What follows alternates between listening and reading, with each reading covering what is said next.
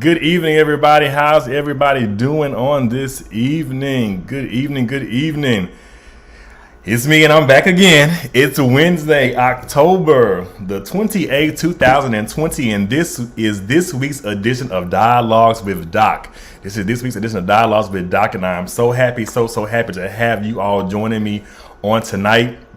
As you know, in the past, we have had some amazing topics, and tonight is going to be nothing short of that. So I'm very excited to have tonight's topic as we continue to successfully navigate through this pandemic. It is my hope and it is my prayer that each of you are doing well, that each of you are safe, each of you are wearing your mask, each of you are practicing social distancing, each of you are taking care of yourselves, and that each of you are voting. That's right, we are less than a few days left. So for those of you who have early voted, shout out to you. For those of you who have taken care of that obligation, please, sir, please, ma'am, please get out there and vote. We do have a lot of things at our disposal that are happening within our country. So I just wanted to take this time again to put out my personal PSA. Please get out there and vote. I'm not telling you who to vote for, but please get out there and vote. Please stand in the line for however long it takes to get it done. Or if you're like me and you mailed your ballot in, that's great. If you did absentee ballot, that's even great. But please, sir, please, ma'am, please make sure that you vote, because when you don't vote, you are voting. So we want to make sure that you do vote. And when you don't vote, please know that you are voting just like that as well. So that's my personal PSA for tonight. I'm so excited about tonight's topic. Tonight's topic is something that's very near and dear to my heart.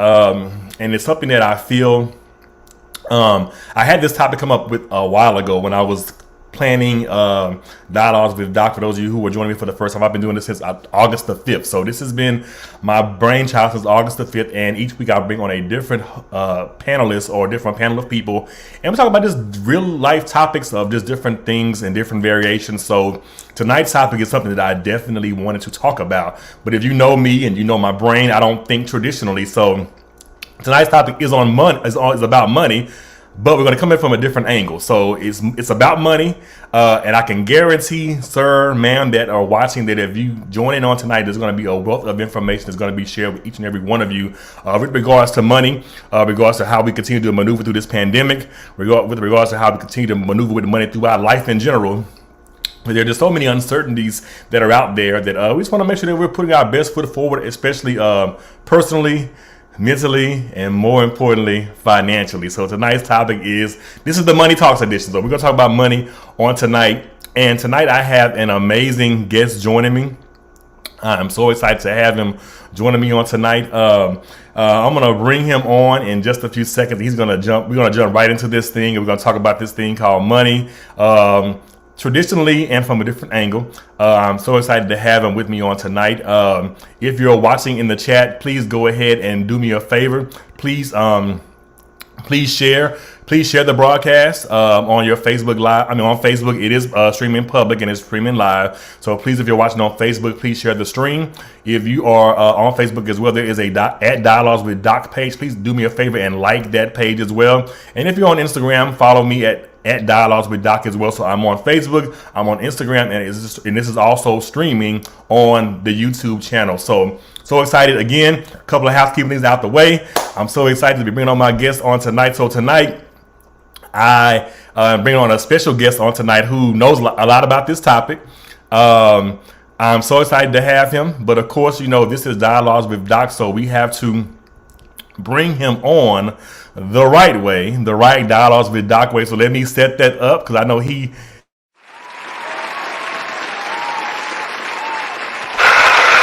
have to bring him on Dialogues with Doc the right way. And there's only one way to do it. When people do right by you, you show some love. So without any further ado on tonight, I'm bringing on my guest, Mr. Stefan. Coward, man, how are you, my brother? How are you? I'm good, man. How are you? Man, I am amazing, man. I'm amazed, man. I'm feeling good. It's Wednesday. It's Hump Day. Tonight's another dynamic and another amazing show with another dynamic and amazing guest, and another dynamic and amazing topic. Who doesn't like talking about money? So I felt that I needed to have on the right person to help me talk about that. So I reached out to you immediately, and I want to thank you personally and publicly for just supporting me, man, in this thing. You were one of the first people that watched one of my very first shows doing this thing, and you've just been supporting along the way. And I just really am appreciative of you for all that you've done, all the words of encouragement that you've given me, and all that kind of good stuff. But it's not about me, it's about you tonight. So do me a favor, and just for those who don't know who you are, tell them a little bit about you, what you do, where you came from, how you got to this point professionally, and then and then we'll go from there. All right. Well, can you hear me all right? Yeah, you're good. Okay. All right. So my name is Stefan Story. I've been in banking for the past 7 years. I live here, Grandparents, Arlington. I'm a graduate. Two-time graduate. I'm University of Texas, Arlington. UTA. Yeah, gotta represent. So I've been in banking for the last 7 years. I've had an opportunity to work in all the different institutions and see how they have or do not have. So I'm looking forward to talking about this again. I love it, man. Well, yeah. Let's So you said you've been in banking 17 years. Yeah. And I guess for me, most of us. Hold on. She say it's muffled. Hold on. Try them. Say something again for me, Stefan. Can you hear me now? Can you guys hear him? Fallon, is he good? Let me know. All right. Let me know, cousin. Right. You're right about that. Is that better? She ain't typed yet. We're going to assume that it is, and we're going to pray over it and keep it going. Okay, so 17 years. Now, 17 years you've been in banking, and most of us out here probably have been on our last 2 jobs combined 17 years. So just what was banking something you always wanted? Something you always wanted to get into, or was it your major? Tell us how did you get stuck in banking? It was not my major at all. I got into banking because I was trying to pay my way through school. Mm-hmm. Going UTA, so I was a non-traditional student. So I went to school to work hours and stuff. And honestly, my undergrad in history and business, and I had a job to stay up here because I wanted to go back down to Texas and go home. And so they say it's the echo. Let me see. Let me see. We're gonna get this fixed. Hold on. No problem. They need to hear this. Okay, I'm clear. Okay, brother, do you have any headphones? I do not. Okay. Let me see. We're gonna get this fixed. What if you are you tapped in? Are you tapped in Wi-Fi, or are you hardwired? This I'm hardwired now. You're hardwired. Okay. We gonna hold on, y'all. Give me 1 second. We're about to get this. Hold on. Okay, say something now. Let me see. Can you hear me? I hear that. Okay, you hear the echo? I'm over here clicking. Hold on. I got you. Okay, hold on. I think. They say Mike. Gotcha. Okay, talk. All right, so can you hear me now? How's that sound, y'all? Because I can start. Okay, so. All right. Okay, I'm muted and you're talking. Now go.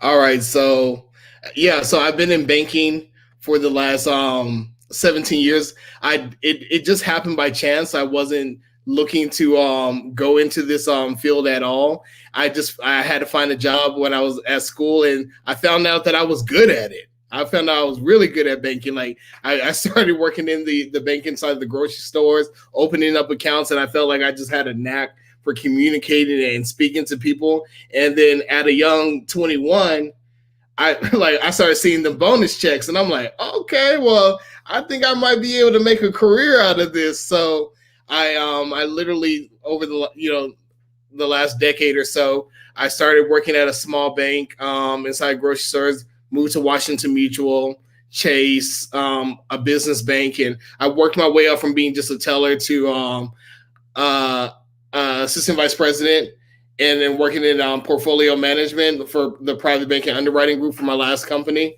And so I feel like, yeah, so I've been in banking for a while, and I just found that I was good at it.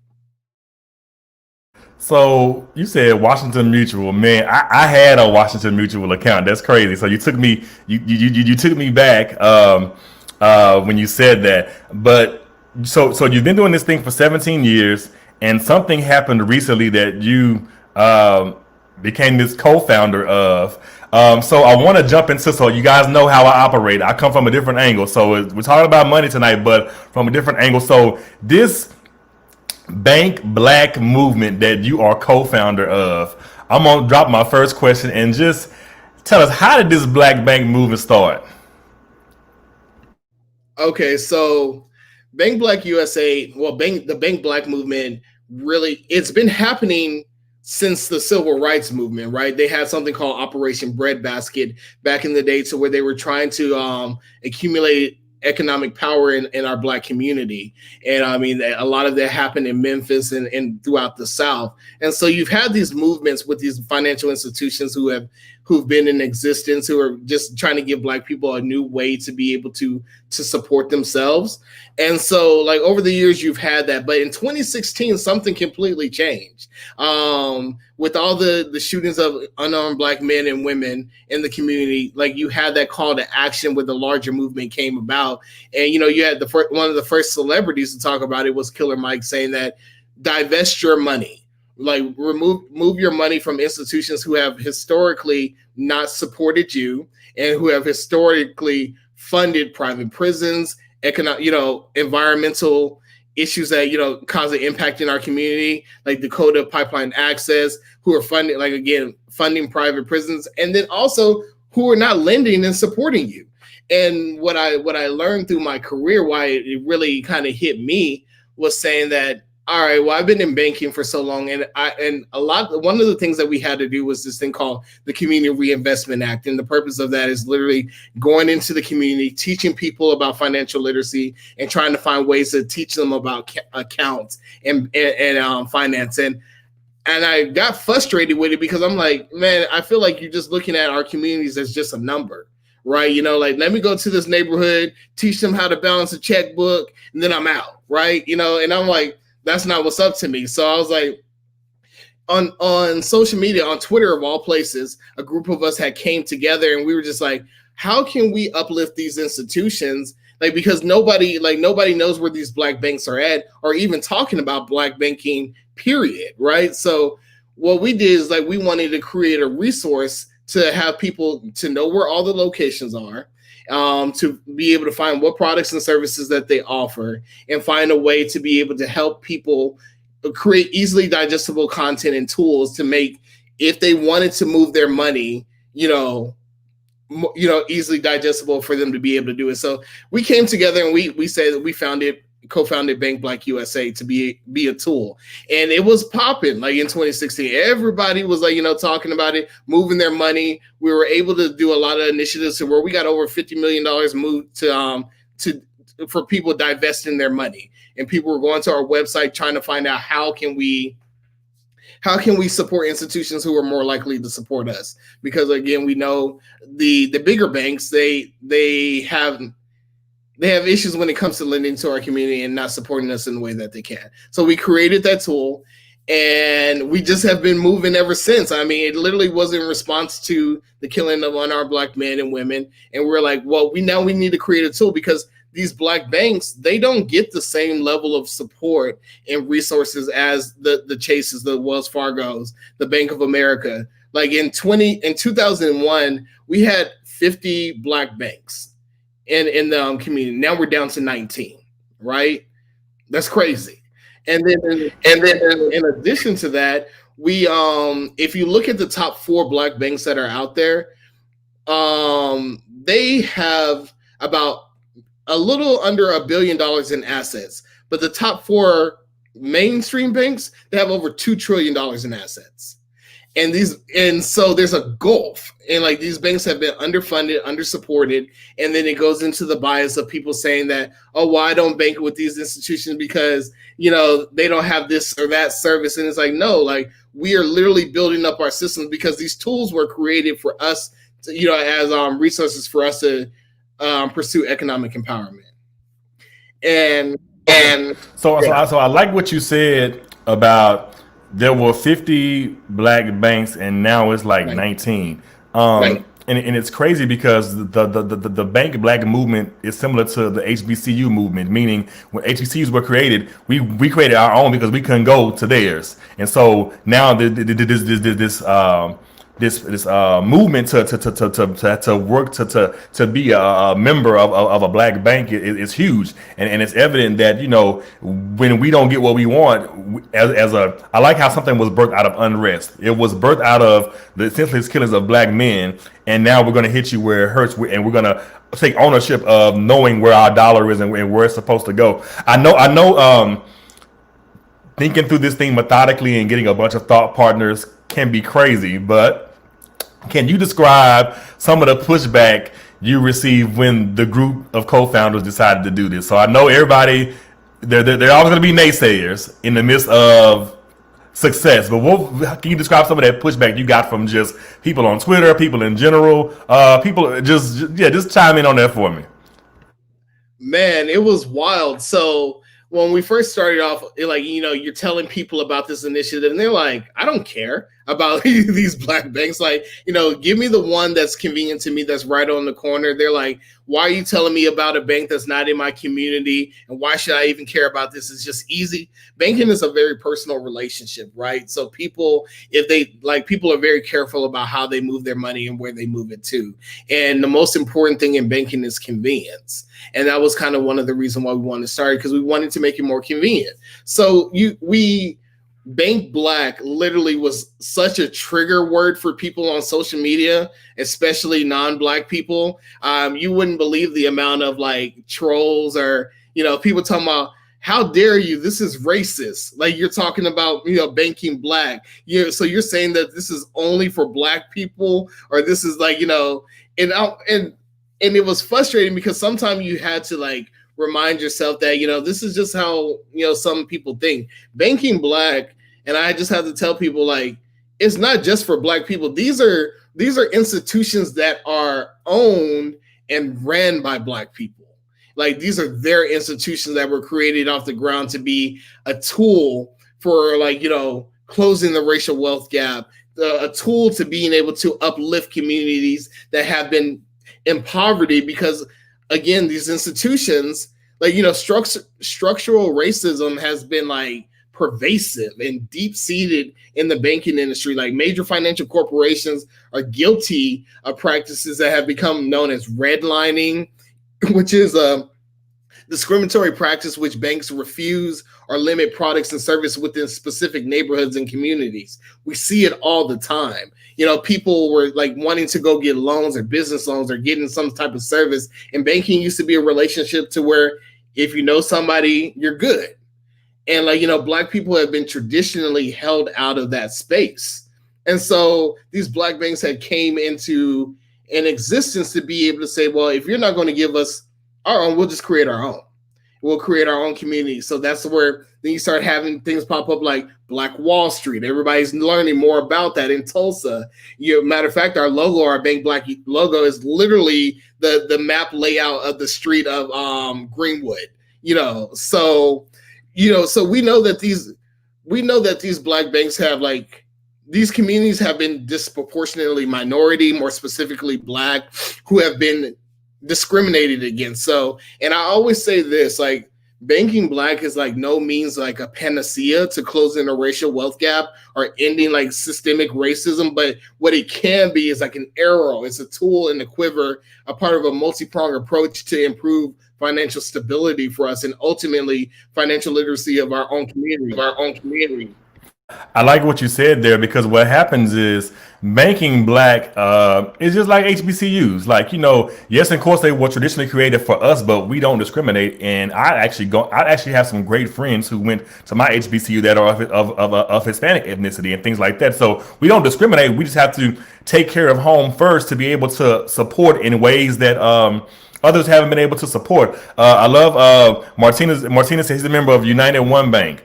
And, Thomas saying amazing discussion. Martinez again says redlining exists. My cousin said this is very informative. It's crazy because what happens is when you do something like this, it causes people to have uncomfortable conversations about topics that they normally would not like to discuss. You grew up in a black home just like me. We don't discuss our money with outside people. That's in-house business, and that's what happens in this house stays in this house. But it causes us to have an uncomfortable conversation in our families where maybe we need to take our money out of a Wells Fargo or a Chase or somewhere and put it somewhere where we can possibly get lower interest rates on vehicles and home loans and things like that. So I definitely love what you're doing and how you and a team of people that you work with are causing people to have those uncomfortable conversations, because it takes me to my next question of how impactful is the black dollar in this country? So with the work that you've done and the work you're involved in, how impactful is the black dollar in this country? And I'm gonna come back because I have a follow-up to that. Okay, so we know the data to where like everybody knows this by now that we have 1.3 trillion in spending power in our black community. We are some of the our dollar is important because everybody vies for it. Everybody's marketing towards us. Being black is hip, cool, fresh. It's what organizations want to be. We bring the money because we spend it. We spend it. So, and it like people have found a way to monetize blackness. The black dollar is so powerful to where that's why it was so important for us to have that economic boycott to be able to show people. And you have people who were saying, well, what real impact that this have? Like, because I don't know if you remember earlier this year that there was Blackout Day 2020. And that was where people like he's an amazing brother. His name is Calvin Martyr. I know him really well. He was able to mobilize 1 million people and bring them into a Facebook group to be able to say that we're going to show you the impact of our dollars. And the reason this is how impactful it is. When this started happening, like when people started to move their money to these institutions, you had corporations starting to look because they're like, whoa, like, was like you're one of our most reliable customer base. And it's like there's power in our dollar to say that if we do not support people who do not support us. And now what do you have? Like you have just recently we had Netflix who wanted to make a major deal to be able to move, like they have $2 billion that they were trying to move over into the black banks, from the work that we've been doing, saying that, because our website, our resources is literally like you go Google Bank Black, we're the number one resource that pop up, which is crazy. But it's like, people are starting to say, well, how can I support these institutions? Because people are moving their money in corporations. They don't want to mess up their bottom line. But that's the power that we have. If we are able to see the value in ourselves and what we have to offer, our money is very powerful because they want it. And they need it. So for those who are watching, I'm gonna jump in, and I normally would do Stefan like a dialogue activator to start the show off, but I wanted to wait till I got you on to get some more guests watching. So I'm gonna do my activator now. So if you're watching this edition of Dialogues with Doc right now, I want you to put in the chat, what is the lifespan of the dollar in the black community?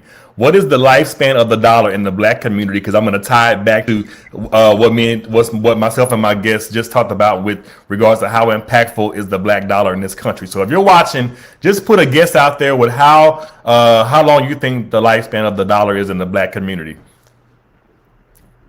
I got about 10 people watching, so come on and jump in here because y'all going to share this and it's going to be shared over and over again. This is some good information. Everyone is saying in times like these, people need to hear dialogues like this. Now is the time for all of us to feel some discomfort. Facts, we got to support one another. So when you think about how quick the black dollar, okay, Brandon says 16 hours. Brandon, you. So this is from the research I did today. The lifespan of the dollar in the Asian community is 28 days. The lifespan of the dollar in the Jewish community is 19 days. And the lifespan of the dollar in the black community is 6 hours. That's how impactful the black dollar is in this country. It takes 6 hours for that is the maximum lifespan of the dollar in our community. So when you say they try to monetize our blackness, they do. It's crazy, and we don't realize that until someone points that out. Like, this is like our dollars carry a lot of weight behind them. In the midst of a pandemic, how has this pandemic affected the Bank Black movement? Like, I know it's affecting everything across the board, but how has the movement been affected by this? So two things, right? The black banks have, in credit unions, because we have to include credit unions into the conversation because black credit unions serve a very important role in there. But they've been affected like everybody else in the sense of saying that they've had to close their locations. You know, they've had to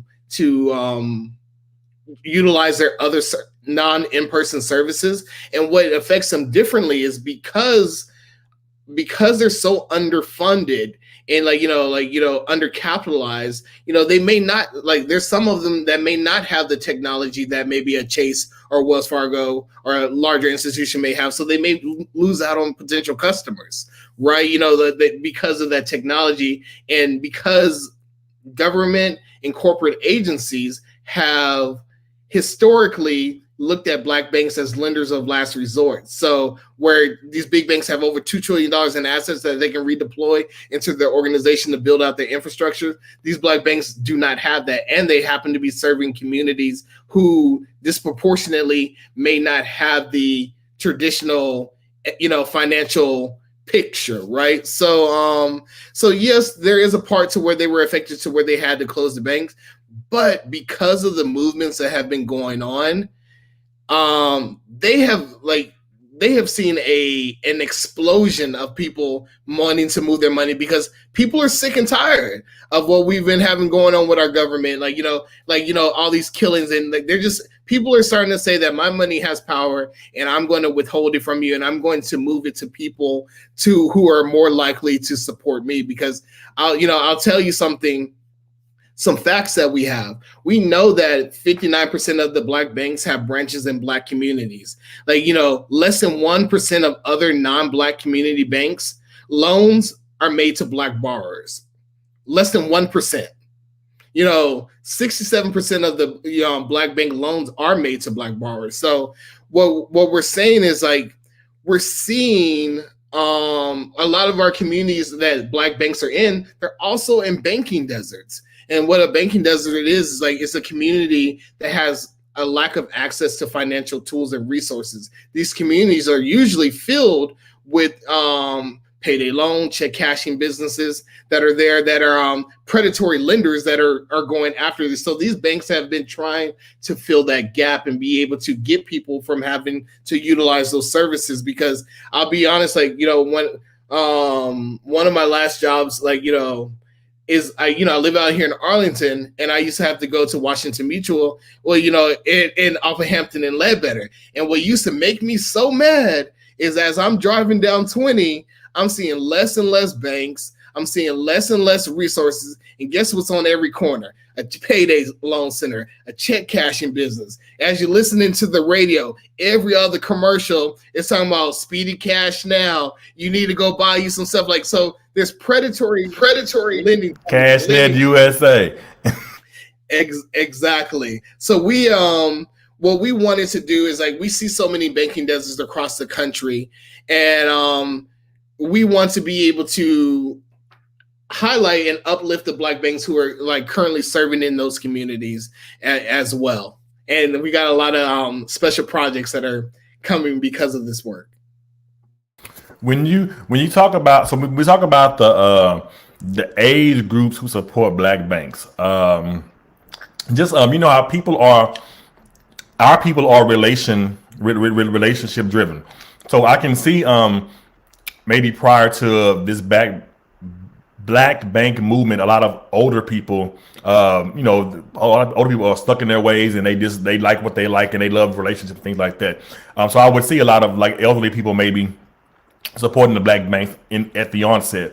Has that changed since this Black bank movement started, where more millennials and more Gen Xers and people are in that age bracket of where we are and where we're going, moving more to the Black banks?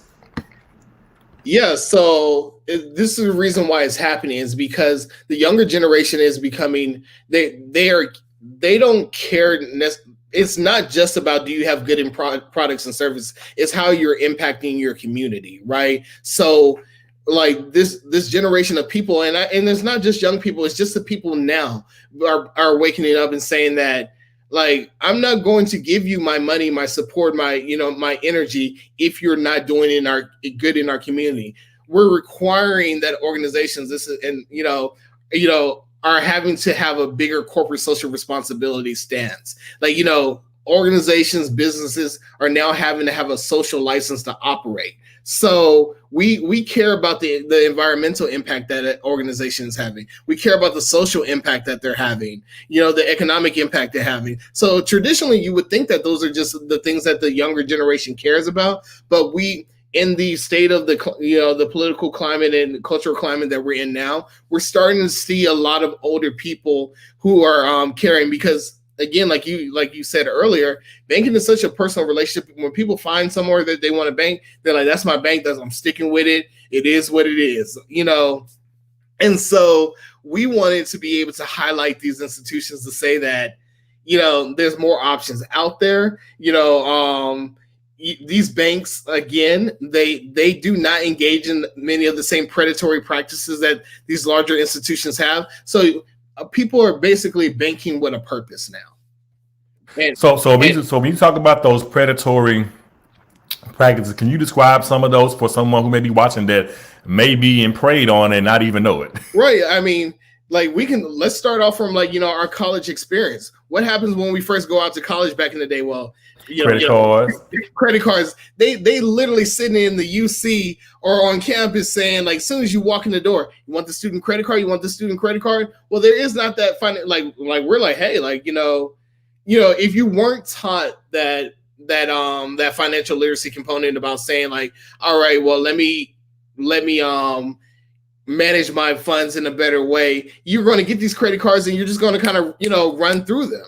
I'll be honest, I made that experience. Like, I'm like, I got me a credit card, and I was just like, all right, well, my first semester I needed to survive. And so Citibank messed my credit up.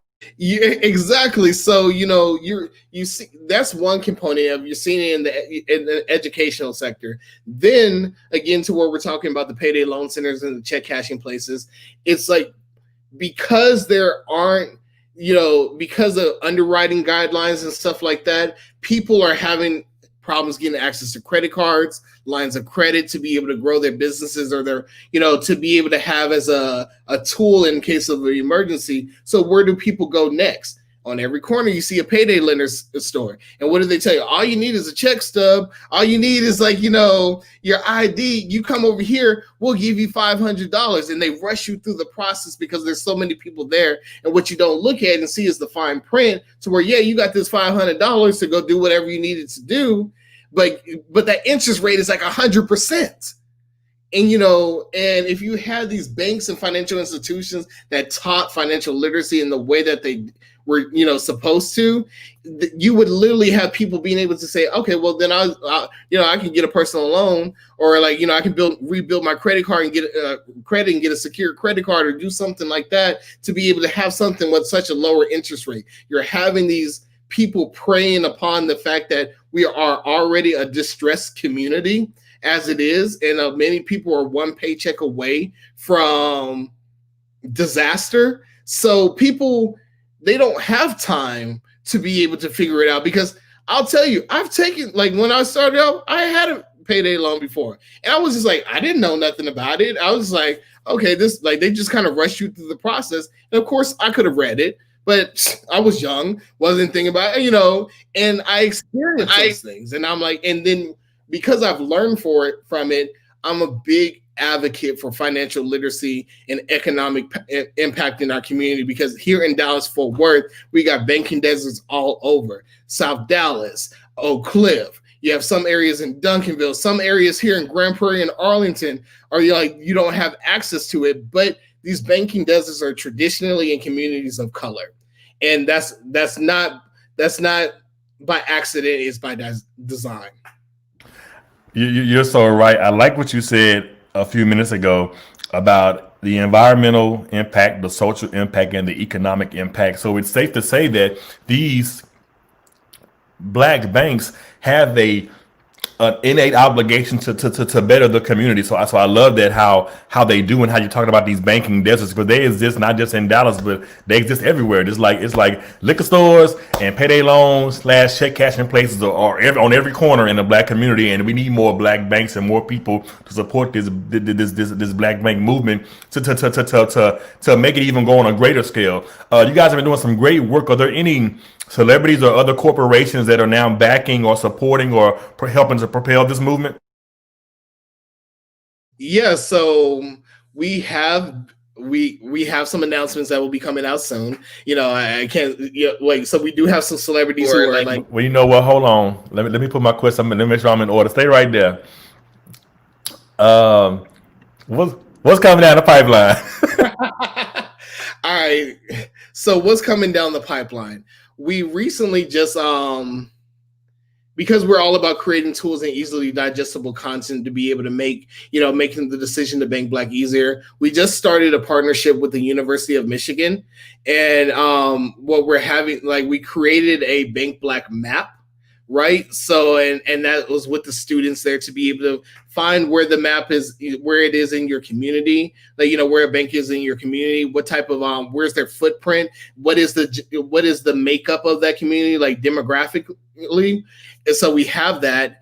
And so with the partnership with the University of Michigan, over the fall and spring semester, we're going to be able to create a comparison tool to be able to make it to make banking easier for you to be able to see the different products and services that each institution have. We're also going to be able to create an interactive dashboard that lets you dive into the institution to see the financial health of it, because that's what people want to know as well. How's the bank performing? And what the whole purpose behind, like, that particular project and all the work that we do at Bank Black USA is to say that, and I say this all the time, we're not in the business of trading one oppressor for the next. So we're not uplifting these institutions so they can go ahead and treat us the same way. But our approach is to make sure that we're going to highlight the work that they're doing. We're going to share the products and services that we have. We have a bank on our Bank Black app that we created back in 2017. We're literally rating them based on, like, the services that they provide, and we don't look at it as a way to cut them down. We look at it as an opportunity for improvement, because iron sharpens iron. And so we are finding ways to be able to further support these institutions. So we have that partnership that we have built with the University of Michigan.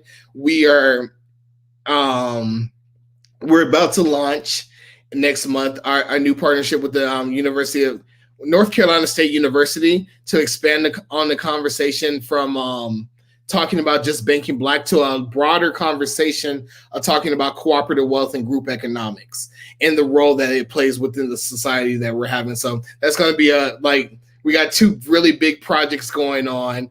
We're starting to get a lot of features, where people were people are doing write-ups and articles on us, and we're having institutions and organizations finding ways to partner with us, because it's so interesting, because I'm like, we just been having our head down and working for the last couple of years, and a lot of people were not feeling it, or they were just like, they didn't see the value in it, so they kind of ignored when I talk about it. They'd be like, oh, someone always talking about, banking black, or black banking, just like whatever.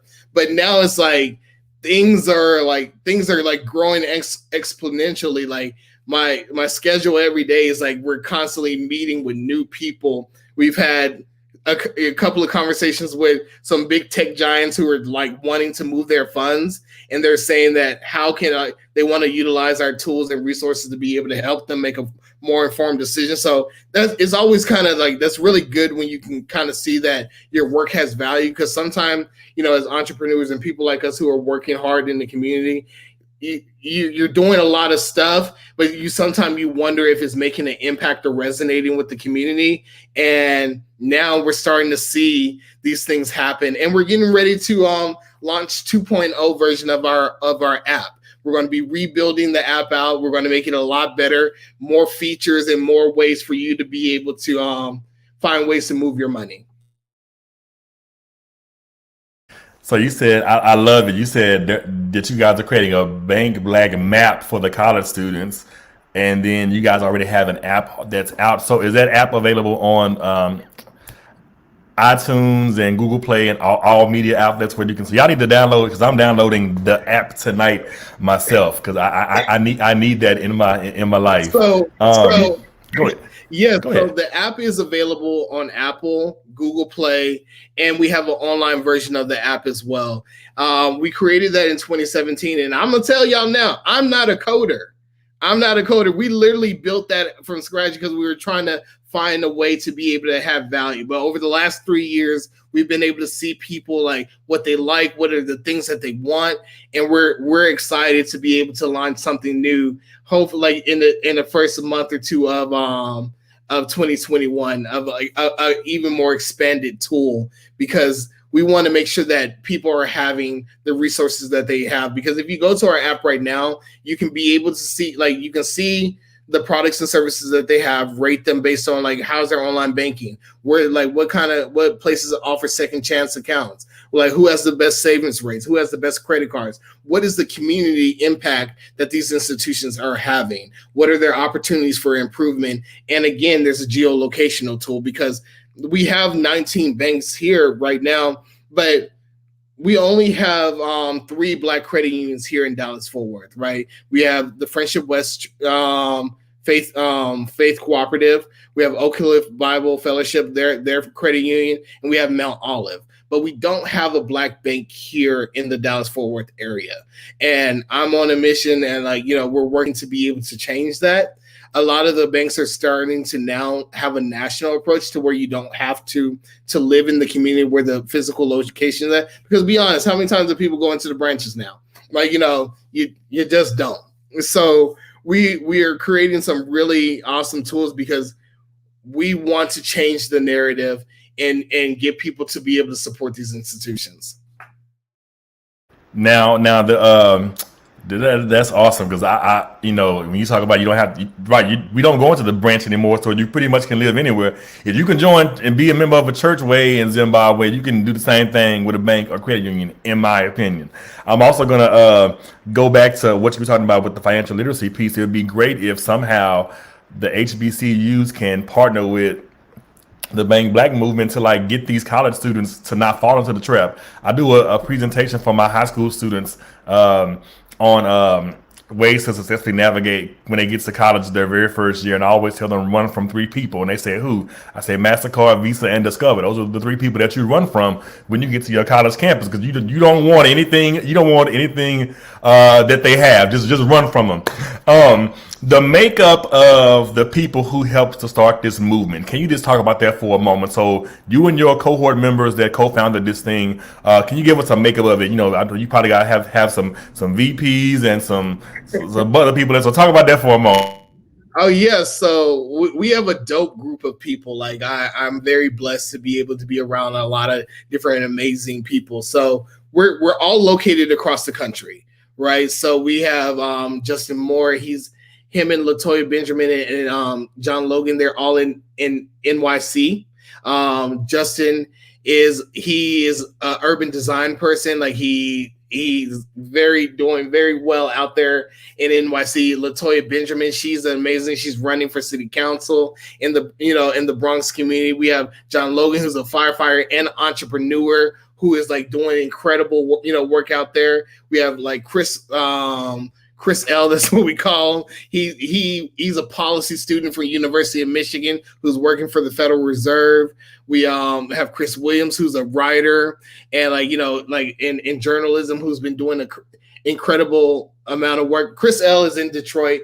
Chris Williams and our other co-founder Robert Herring, they're in Atlanta, and so Robert, he has a successful business called Hung, literally like installing equipment and doing a lot of different work. Everybody, the point I'm making is that we came from a diverse background. We all had our own experiences with banking and our own, understanding. And I think that that's what made us powerful, because I'm the only one who's actually who's been in banking, per se. But it's like we need every single person to be able to make this movement go, because it's a lot of work that we've been doing, and that we have a lot of work to continue to do to be able to again to help continue to make an impact and be able to help people, because it's not about us. No, I love that. It's all about helping people and getting the information and the knowledge out there for them. So the big question that's burning on tonight is, how can we become a part of this movement? So if you're watching tonight and you're asking yourself, they're talking about some good stuff, this is very informative, this is very knowledgeable. If they had a question about how they could become a part of this Bank Black movement, even myself, tell me what I got to do. Just tell me. The first thing I'll tell you is, if you're interested in banking Black, go to our website, bankblackusa.org. On the website, we have the app for you to be able to find the tools, to find a bank in your area, whether it's the map that we created or the app you can download. We have a list of all the banks and resources that are available there. So you can go to any of these institutions to find the one that works best for you. Support the remaining 19 that we have. We just had, a new bank emerge called Greenwood. That's, that people are talking about a lot, which Killer Mike and a couple of other entrepreneurs are creating their own financial institution. So we're seeing people, moving their money. Like One United just reported that they have over 100,000 customers. And that's, that's huge for these smaller institutions that are not located on every corner. So if you want to learn more about Bank Black, go to our website, download the app. We're also because I believe in doing things as a community and serving. So if anybody's interested in, being a part of the work that we're doing, we have a Slack community that we've developed. Reach out to us on our website if you're interested in, being a part of the work that we're building, because there's so many opportunities that we're creating for so many people. So we appreciate that, all of that. So we're doing the work. Go to the website. You can be able to see the different institutions and find the one that works best for you. And if you have questions, you can always hit me up as well. So thank you for that. This is just a lot. So I'm looking at, I've known you for over 10 years. And one thing I can say is you've always had a heart to help people. You've always been someone on the forefront to be able to provide a word of encouragement or some support. That's just who you are. I know this whole process and being a part of this movement has stretched you in more ways than one. So from a personal perspective, I want to know, now, what have you empowered to do because of this Bank Black movement personally? Like, when you think about how this has caused you to grow up and develop even more tough skin, just personally for you, what do you feel like you've been empowered to do because of this movement? For me, when you ask that, it's it made me step out of my comfort zone, right? Because I'm a kind of person who doesn't need to be on the spotlight or the front facing. I'm very cool being in the background. Matter of fact, I prefer it. But doing this work has taken me out of my comfort zone to where I'm having conversations like this, like to where we're talking a lot. Because before you couldn't even get me to do this, because I'd be like, hey, just tell me the work that I need to do, and I'm going to go do it, and that's it. Like that's for somebody else. But for me, like now it's like I'm having to learn how to get more comfortable speaking and getting out there and advocating and not just doing the work, right? You got to be able to speak to it as well. So I've been doing that. It's pushed me to do a lot more writing, which is crazy because in 2016, 2017, Bank Black was hot. Everybody was talking about it. It was mainstream. It was sexy or whatever. But like after 2017, like it was no longer in the mainstream. People weren't talking about it. So we had some rough gaps to where we were 2017 we started working with the University of Kansas to be able to build out like some banking desert maps to be able to see where that was. So like it encouraged us to get down into the dirty. But 2019 we're like, all right, well this movement has to pick back up because we've been in this for over 3 years now. And these institutions are steadily declining because the lack of support. So I started putting out op-ed pieces on Blavity. I'm like, I'm not a writer. My undergrad is in history and my master's is in sustainability. So I'm like, this is not me exactly. So it's stretching me to say that if you believe in something, so much and you're very passionate about it, you have to do everything in your power to make sure that it's resonating with people and that you are operating within your purpose. So for me, it's made me to say that I didn't like writing because it was just like, that's a personal thing. So I'm like, you having to be comfortable with like being vulnerable. And that's something that I kind of, I'm more insular like that. So it's made me become like a writer, made me like started doing a lot more research and a lot more like cooperation and community events. So it's definitely stretched me. And then it also, when it comes to just time management, man, like this is a whole different beast that we're doing now. It's like meetings that are left and right, like being able to have losing the fear of like, if I'm talking to a CEO of a bank or I'm talking to the CEO of a tech company, being able to know that, to relinquish that fear of imposter syndrome, of saying that you're not worthy to have these conversations, because with the knowledge and the resource that you have, if you're just doing the work, you have that value to add. So it's pushed me a lot. It's pushed me a lot, and I'm grateful for it. Again, like I'm having conversations like this where I would usually probably just be like, hey, I'll just point you to the resources that I created, but I'm not gonna Exactly. You do love a background. You do not like being on the forefront of anything, but I'm so honored to know you and see your growth and see the great work that you're doing, because it definitely is needed. And are you still working in the bank as well as doing this? So this is where it's interesting. My personal story is that back in 2018, the last company I was with was Capital One, and they did this massive layoff. And I was like, this is my first time really being laid off in my entire life. And I'm like, I'm at that time I was 34 years old. I'm like, what am I gonna do?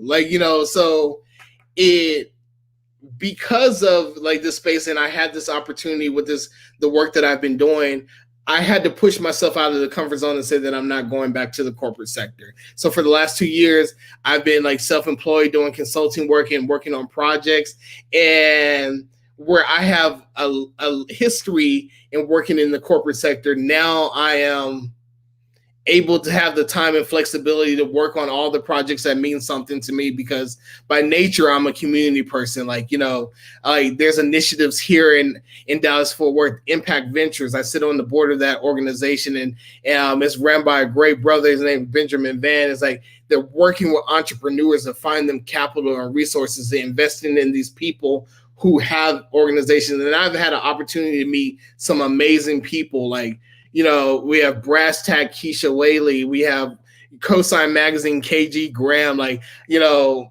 So many people. And I feel like I don't want to feel like I'm leaving anybody out. But it's like my goal here now is to tell me to walk in my purpose, and my purpose really is creating opportunities for others. Like, that's what I want to do, and I want to build an ecosystem of people not only here in Dallas Fort Worth who are learning how to collaborate and support one another, but encouraging one another, but create something to where the next generation doesn't have to have some of the struggles that we have. So that's where I'm at now, and that's the work I'm doing.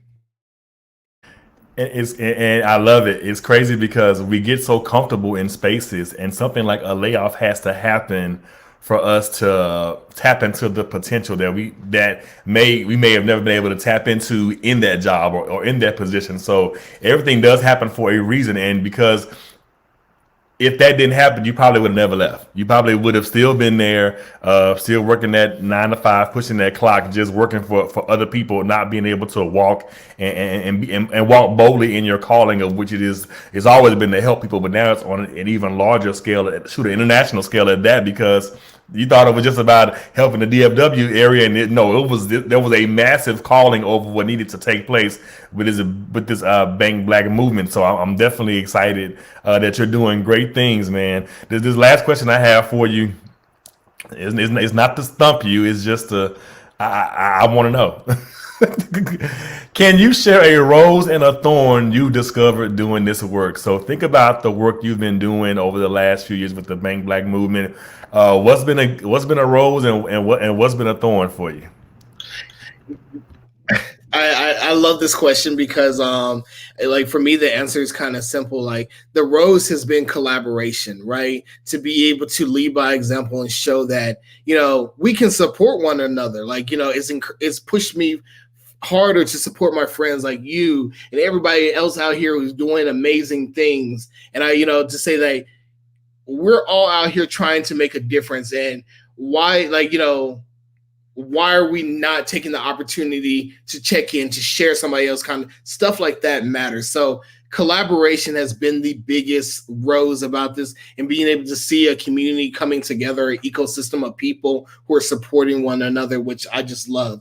The thorn has been of saying, knowing that sometimes people are just not going to to rock with you in that moment. And you have to be able to say that I'm moving forward regardless, right? Regardless if you don't see the bigger picture, the dream, you have to be bold in your step. And that was hard for me at one time, because I felt like I was such a person who liked to collaborate and support everybody else. And then you find yourself working on these things, and either somebody boldly tells you they're just not interested, or they kind of don't pay you attention when you're talking about it, and you can see that they're checking out. And I had to learn the thorn was learning how to be okay with the fact that other people may not see it, but that means that that doesn't mean that you stop.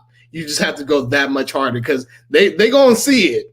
They're gonna eventually see it, but you have to continue to do that work. And it's and knowing that other people just they're not going to be there to support you like how you want to. That was hard. That was very hard for me, because that's kind of antithetical to who I am. As a person, I'm always trying to find ways to support people. So that thorn of seeing the fact that some people don't want to get involved, or they don't care about it until they see you, until they see, a newspaper, article or article that you're shared in. And it was frustrating, because I'm like, man, what people don't understand about press or things like that are happening is the fact that one article that you may have had, that probably came from 4 or 5 years of you grinding and doing the work. And that literally is only a 15-minute joy. And it's all right, cool. Somebody people see the value, but now it's time to get back to work.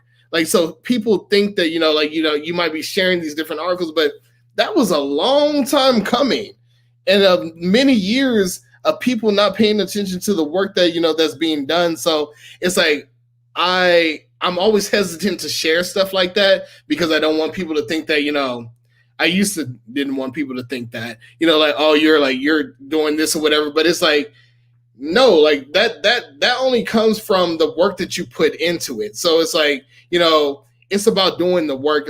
All that other stuff, somebody else can have that. Cool. Like, I don't mind you showcasing us because people need to know about our work, but I don't get caught up in that, that other stuff about doing it for clout or like social media. Like, because they can have that. No, I love what you said. And it's funny because when you're moving at the pace you've been called to move at, some people are not going to rock with you. I've even learned that in doing the things that I do, even doing something as simple as this. So I want to just keep encouraging you. Like Thomas said, stay the course, good brother. And if I can share anything with you, my friend, I had to learn this the hard way as well. It's the 2 P's. Sometimes it's hard for people to support because it's not the product they don't believe in, but it's the person. So it's not what you're doing, it's you, because you're the one that's doing it. That's where the issue lies, and the issue lies with them, not you. So I'm telling you, one brother to another, keep doing what you're doing, keep grinding, man. This is some amazing work you're doing. We are so thankful for the work that you're doing and opening up our eyes to a world that we didn't even know about. You and your team of people that you work with on this platform, because this needed to be told. It needed to be, especially in a time like this where we are forcing ourselves to have those uncomfortable conversations about life, about liberties, and money. Money is something that we definitely have to talk about, because unfortunately, grandma and them not stuffing cash in their mattresses no more. You got to go put it in a bank. So, my brother, tell the people how they can keep up with you, and follow you and all that good stuff. Okay, so if you come to my page, it's going to be pretty simple. At most Stefan, and you can find all these works or things that's part. Go to Bank Black USA. On Facebook, Instagram, Twitter. Like, you can go to Bank Black USA and you can be able to keep up with the work that we've been doing at an organization level. You want to keep up with me like on Instagram and Twitter, you can go to Mo Stefan, and that's how you can keep up with me and the work that we're doing. But I want to take this time to just talk about how amazing you are, man. Like I said, I've known you for so long.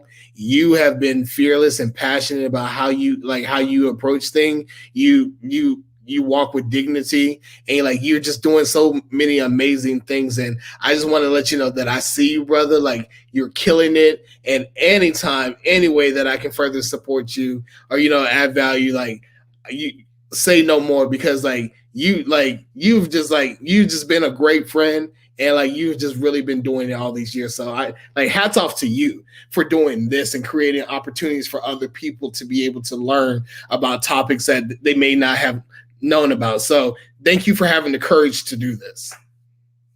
Man, thank you, brother. I appreciate that. I'm just out here trying to share the wealth. Like I said, this is a brainchild of mine for those who are watching for the first time that came up during COVID.